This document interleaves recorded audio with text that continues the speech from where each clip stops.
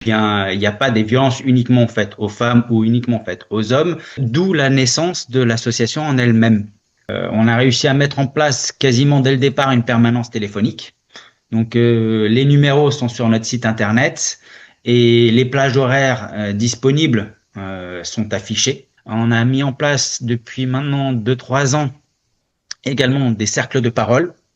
Troisième pan, je dirais, sur lequel on intervient, c'est au niveau sensibilisation et information pour converger ou du moins apporter des notions sur la psychologie, sur la justice, sur le judiciaire, sur le social, sur les articles de loi, sur ce qui se fait en France, mais ce qui se fait aussi à l'échelle européenne ou internationale. J'interviens également dans un quatrième temps auprès des étudiants. Alors, à l'échelle nationale française, les associations d'aide aux victimes masculines, il n'y en a qu'une qui est reconnue d'intérêt général, c'est la nôtre, une.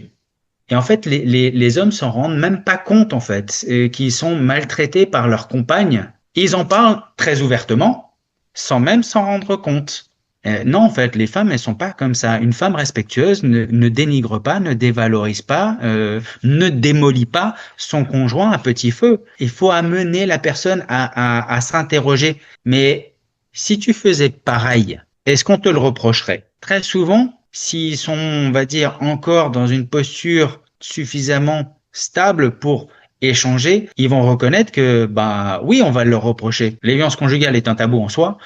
Dans les violences conjugales, la violence conjugale faite aux hommes est un tabou, et dans les violences conjugales faites aux hommes, les violences sexuelles sont, on va dire, à l'épicentre des tabous. C'est-à-dire comment caractériser le fameux contrôle coercitif et toutes ces déclinaisons de violences morales et psychologiques derrière, et les conséquences sur l'être humain. Les urgences, ce sont les services d'urgence.